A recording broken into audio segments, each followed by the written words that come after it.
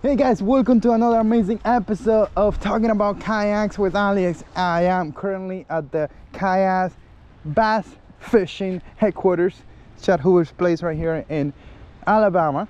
Gunnersville is nearby, so is Wheeler Lake. I think that over there may be Wheeler's Lake. But what we're here for is this. I've been fishing out of those two boats recently, so I'm ready to give you a full walkthrough comparison of these two boats. Let's go ahead and talk about it. Okay, guys, look at this, look at these two boats. I mean, when this one came out, I thought it was like, oh my god, I want this dual motors, bow motor here, rear motor right there on the back. You see, you have the mount set up. I was ready for this boat to be my go-to boat. And then there was a little issue. When you fish with this boat and it's kind of like nasty weather and you have bow mount and you have rear mount and the heavy batteries, it's not the best ideal setup. Actually, they don't recommend you do that. They don't recommend that you use dual motor setup for this boat. That's why they came up with this one.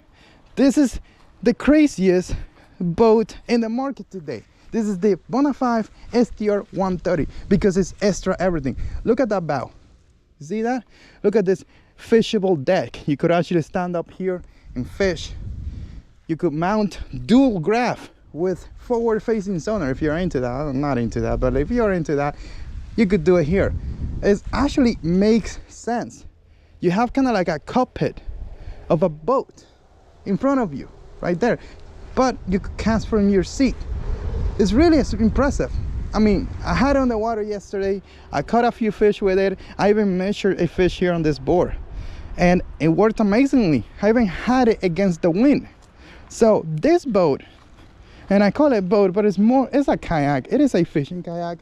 I mean, if you look at this boat and you put it next to a bass boat, you're like, what the heck? This thing looks like a kayak and the bass boat looks like a bass boat. There's not even a comparison. But of course, if you compare this to, say, the PWR, that's where you see some of the differences. Let me just compare and contrast them so you can see what I'm talking about. If you start here at the bow of the boats, there's no way you're standing up here. There's no way you're gonna be casting from there. I mean, anybody could do it, but it's not ideal, it's not a plus, so why would you do it? You won't do it.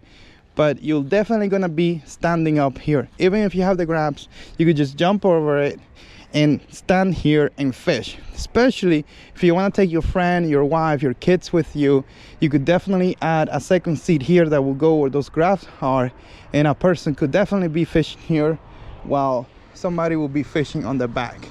The cool thing about the SDR is that you could rig it the way that you want, 100%. What do you get with the power? The power is more like your traditional fishing kayak. You could put motors on the bow, motors in the rear. You could paddle it easier. You could like maneuver it easier.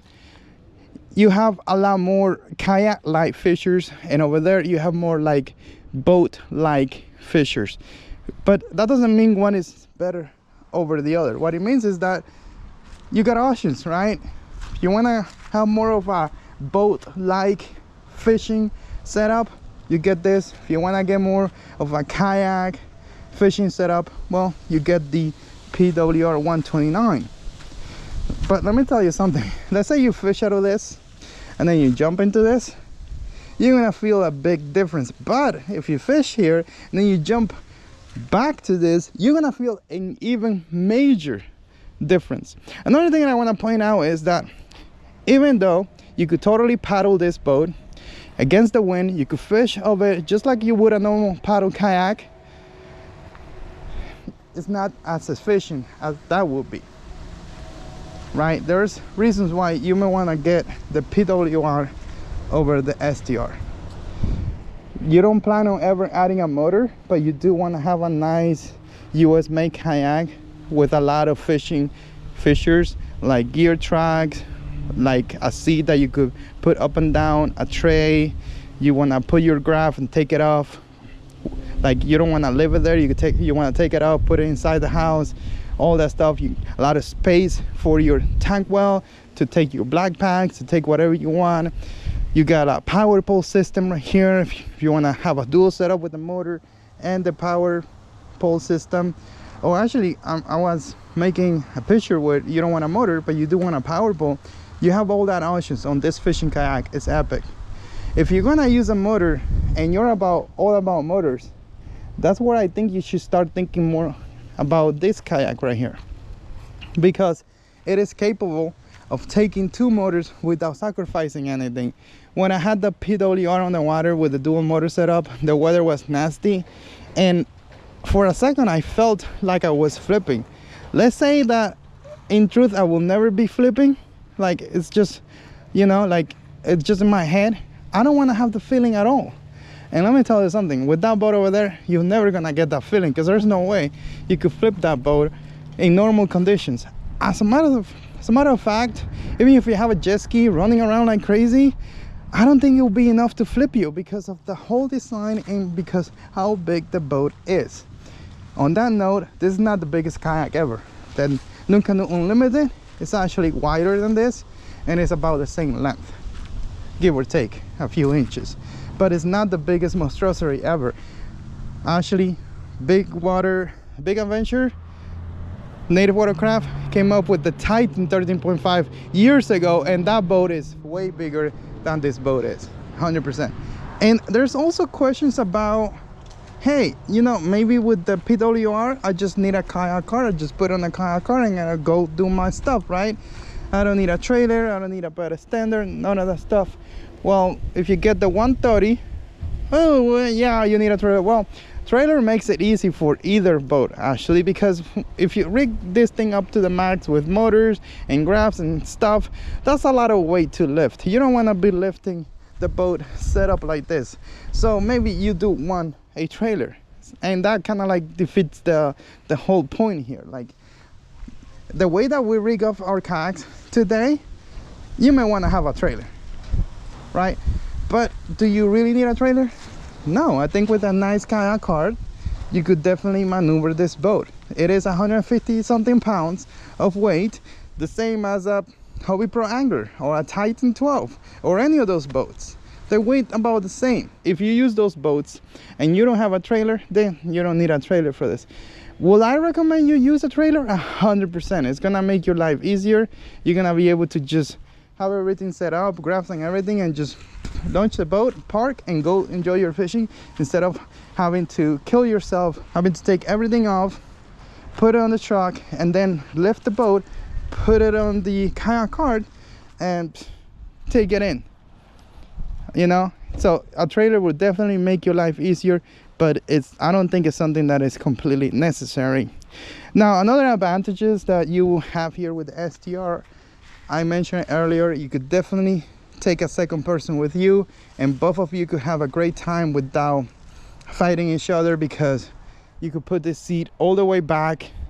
You have the second seat over there, and you have a lot of space in between. Another major advantage, which I mean it is a true advantage, is that you get a 360 seat. It is more comfortable, it's a bigger seat, and you're gonna be using that 360 a lot, even for paddling. For myself, like when I was paddling, that if I move the seat as I paddle, like somehow it got me into a rhythm and I was able to paddle more efficient. So that's another thing. This boat is way more expensive. It is, I think, $2,800 versus about $2,000 for this.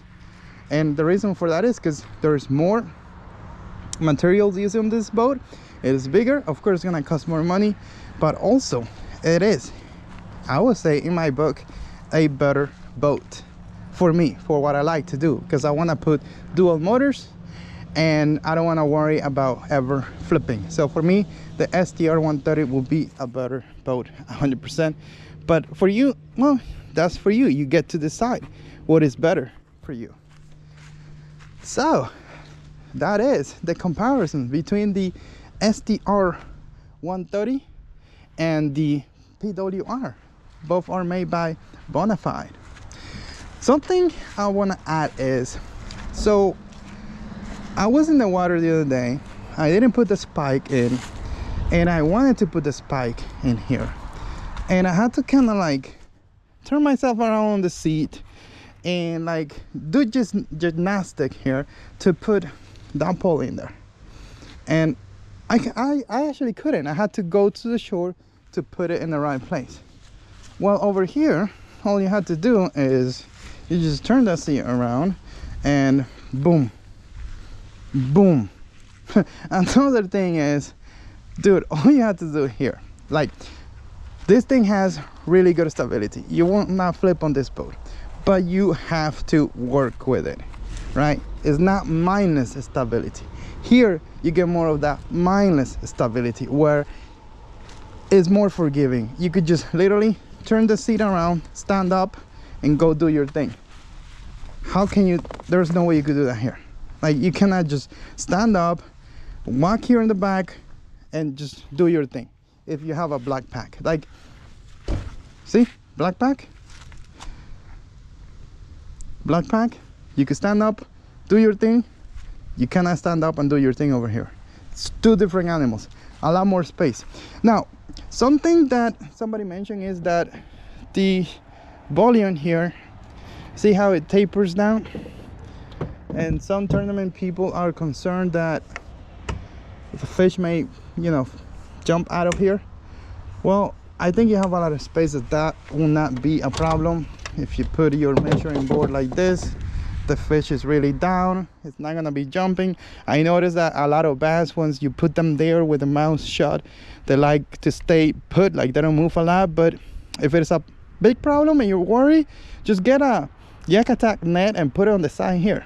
You have space to do all that stuff. You could easily set up some sort of like this, things like this, where that is gonna hold the net and you do your thing.